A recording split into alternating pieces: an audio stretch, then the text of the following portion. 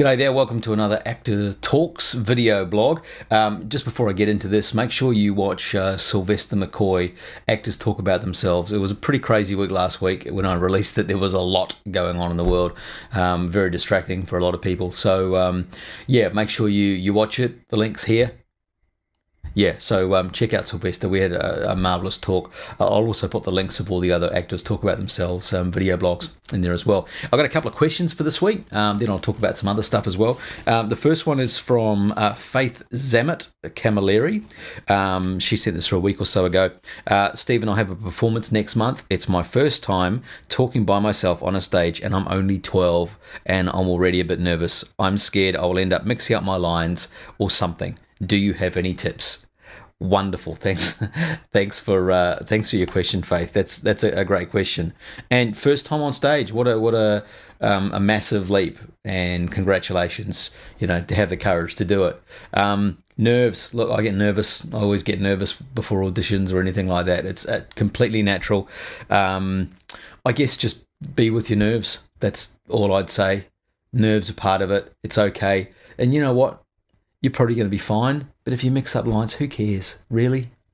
It doesn't mean anything about you, just enjoy it, have fun, give it your best shot, and, this is something I'm going to talk a little bit about.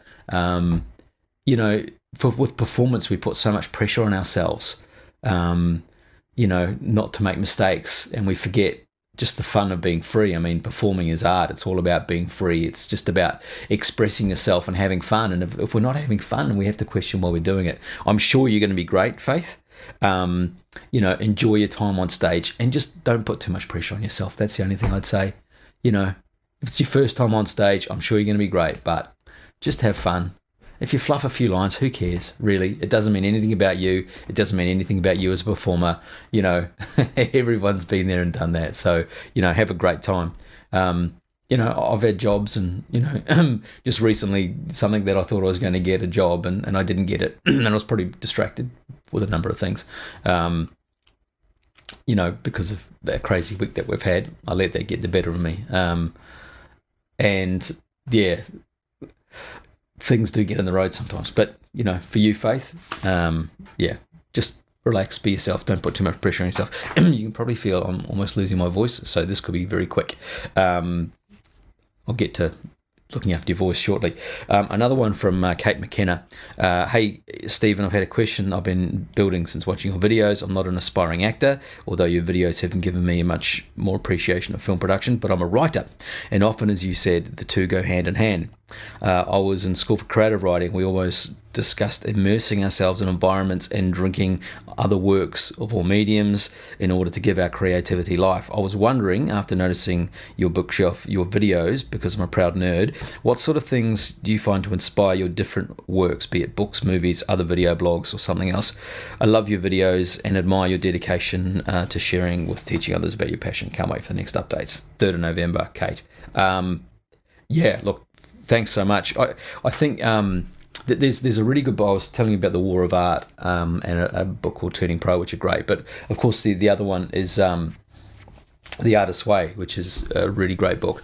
And it's all about immersing yourself in situations that's going to nurture, your passion.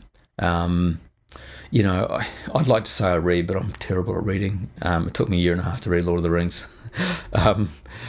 I like to watch movies. I love watching movies. I watched Heat last night with Al Pacino and Robert De Niro. Just amazing. And that inspires me. I love watching comedy. I love watching stand-up. I love watching old comedy.